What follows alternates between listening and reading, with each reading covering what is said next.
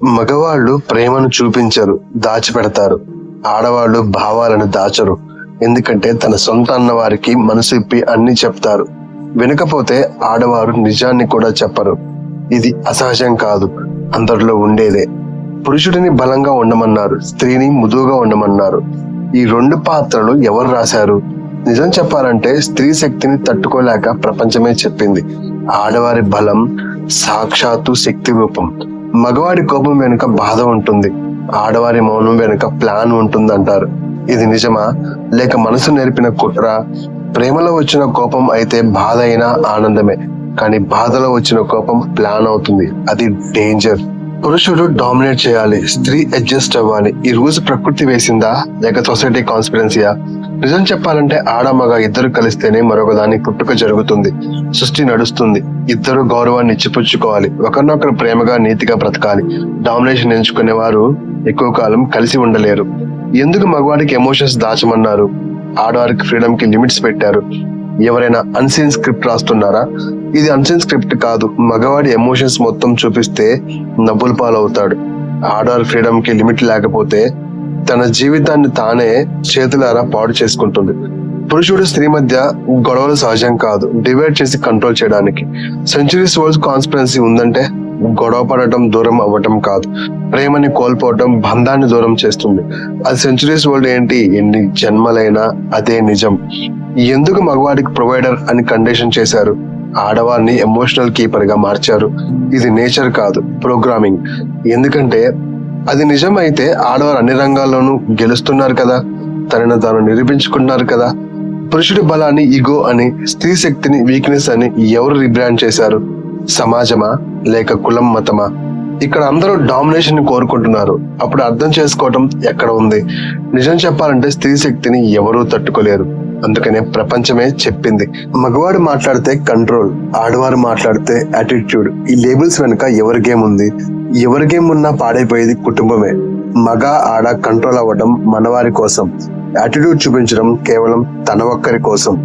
ఎందుకు రిలేషన్ లో ఇద్దరు ఒకరిని ఒకరు అర్థం చేసుకోకుండా గొడవని పెంచుతున్నారు? కాన్ఫ్లిక్ట్ యాక్సిడెంటల్ కాదు కదా, డిజైనడ్ అయి ఉంటే. సింపుల్ గా చెప్పాలంటే లవ్ డిజైన్ చేసుకుంటే ఇద్దరు కుటుంబానికి పిల్లర్స్ అవుతారు. గొడవను డిజైన్ చేసుకుంటే బాధని మోస్తారు, మళ్ళీ ప్రేమను తెలుసుకునే దాకా. ఎందుకు మగవాడికి ఎన్న నేర్పారు, ఆడవారికి ప్లీజ్ నేర్పారు? ఈ ట్రైనింగ్ లో ఎవరి ఇన్విజిబుల్ సిస్టమ్? ఎన్ అయినా ప్లీజ్ అయినా ఇవి రూల్స్ కాదు, జస్ట్ ఆప్షన్స్ మాత్రమే. కానీ మనమే రూల్స్ అనుకుని జీవిస్తున్నాం. పురుషుడు ఏడిస్తే బలహీనుడు, అదే భావాలను దాచుకుంటే స్ట్రాంగ్. ఫ్రీ లాజిక్ తో మాట్లాడితే కఠినం, అదే ఎమోషన్స్ చూపిస్తే సాఫ్ట్ అండ్ యాక్సెప్టబుల్. ఇది నిజంగా న్యాచురల్ కాదు, ఇది స్లోలీ బిల్డ్ అయిన మైండ్ సెట్. పురుషుడు ఎమోషనల్ అవ్వటం ఉమన్, స్త్రీ లాజికల్ అవ్వటం ఇంటెలిజెన్స్. ఇవి రెండు బ్యాలెన్స్ లో ఉన్నప్పుడే మనిషి కంప్లీట్ అవుతాడు. ఎందుకు ప్రేమ కంటే జెండర్ వారు ఎక్కువగా ప్రమోట్ అవుతుంది? ఎవరో డివైడ్ చేసి రూల్ చేస్తున్నారా?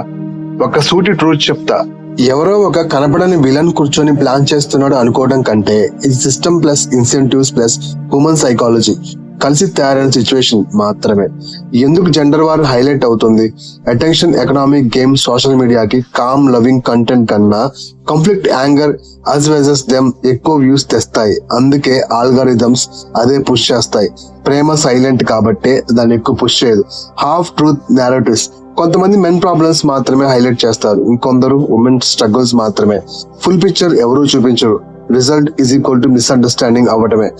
Pains get converted into ideology. ఎవరైనా హర్ట్ అయితే అందరూ అలా అని జనరలైజ్ చేస్తారు, కానీ ఇండివిజువల్ ఎక్స్పీరియన్స్ గ్రూప్ వార్ అవుతుంది. ఐడెంటిటీ పాలిటిక్స్, మనం వర్సెస్ వాళ్ళు అనే ఫీలింగ్ క్రియేట్ చేస్తే పీపుల్ ఈజీ యూనిట్ అవుతారు, కానీ అగైన్స్ సమ్వన్. ఇది పాలిటిక్స్ లో కూడా మీడియాలో కూడా ఉపయోగపడుతుంది. రియల్ కనెక్షన్ తగ్గింది. ఎర్లియర్ ఫ్యామిలీస్ కమ్యూనిటీస్ స్ట్రాంగ్ ఉండేవి, ఇప్పుడు ఎక్కువ ఇంటరాక్షన్స్ ఆన్లైన్. ఇక్కడ ఎంపతి కంటే ఆర్గ్యుమెంట్స్ చాలా ఈజీ. కాబట్టి ఆన్సర్ ఏంటంటే yes, divide and rule elements ఉన్నాయి, కానీ అది ఒక సింగిల్ మాస్టర్ మైండ్ కాదు. సిస్టమ్ న్యాచురలీ కాన్ఫ్లిక్ట్ ని రివార్డ్ చేస్తుంది కాబట్టి డివైడ్ అండ్ రూల్ ఏర్పడుతుంది. కానీ రియల్ ట్రూత్ ఏంటంటే ప్రేమకు ప్రమోషన్ అవసరం లేదు, అది క్వైట్లీ గ్రో అవుతుంది. నిజం చెప్పాలంటే వారికి ఫ్యూల్ కూడా అవసరం లేదు, అది డైలీ ఫీడ్ అవుతుంది.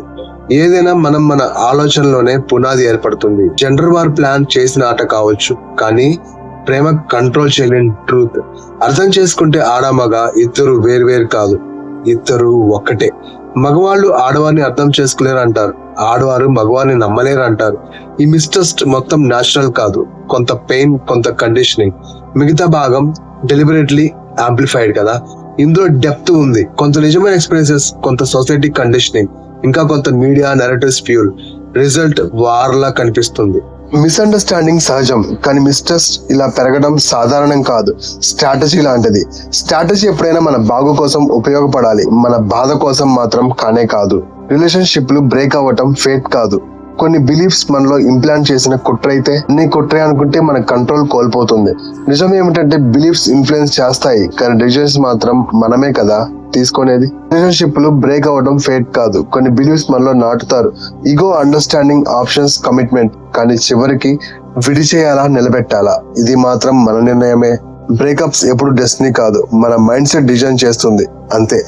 బయట narratives, social media, past hurt, society, ఇంతకుముందు జరిగింది ఏదైతే ఉందో అది గుర్తు తెచ్చుకోవటం సీడ్ చేస్తాయి ఇవన్నీ.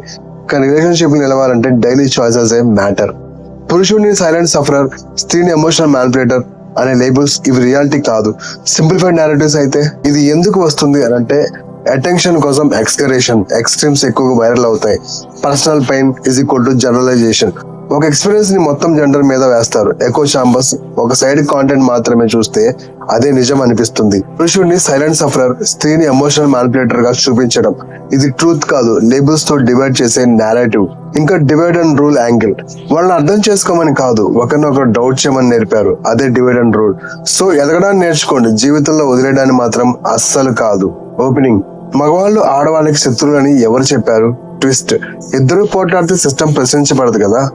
క్లైమాక్స్ వచ్చేసి పురుషుడు స్త్రీ మధ్య యుద్ధం అసలు వాళ్ళది కాదు, క్రియేట్ చేసిన వ్యక్తిత్వం, ఆలోచన, అనుమానం, పోలిక, డామినేషన్, వీటిదే ఆ యుద్ధం. ఆ యుద్ధం వల్ల ఇద్దరు నలుగుతారు. కాబట్టి వీటన్నిటిని జవాబు కేవలం ప్రేమించడం, ప్రేమించబడటం. నమ్మకంతో ఉన్న ప్రేమ ఎన్ని సంవత్సరాలకు కూడా విడిపోదు, విడిదీసేవారు వచ్చినా విడిపోరు. అదే మనసుతో ముడిపడ్డ ప్రేమ, శరీరంతో ముడిపడ్డ ప్రేమ. కోరిక, కామం తీరితే చాలు కాదంటారా? Relationship programming. ఓపెనింగ్, నువ్వు ప్రేమిస్తున్నావు అని అనుకుంటున్నావు, కానీ నీ ప్రేమ కూడా ప్రోగ్రామ్డ్ అయి ఉంటే. మధ్య జెలస్లీ, ఇన్సెక్యూరిటీ, పొసెసివ్నెస్ న్యాచురల్ కాదు, ఇంప్లాంటెడ్ ప్యాటర్న్స్. ఇక చివరికి క్లైమాక్స్ ఏంటంటే ప్రేమను పాడు చేసేది మనుషులు కాదు, అన్సీన్ కండిషనింగ్, ఏదో కనపడని ఒక రూపం. ప్రేమించడం, ప్రేమించబడటం మన నుంచి, మన మనసు నుంచి రావాలి. ఆశతోనో కోరికతోనో వాళ్ళకి దక్కకూడదు అన్న భావనతో, నాకే దక్కాలనే భావంతో పుట్టేది ప్రేమ కాదు, ఆకర్షణ. మన ఈగో కంప్లీట్ అవ్వటం, అది జీవితాంతం కలిసి ఉండదు, తాత్కాలికమే. ఇంకా చెప్పాలంటే అది చివరికి బాధే మిగిలిస్తుంది. స్టార్ట్ చేసిన తర్వాత ఆడ మగ జర్నీలో ఆ బాధ పడడం కంటే ముందే బ్రేకప్ చెప్పుకొని విడిపోవటం చాలా చాలా చాలా నయం.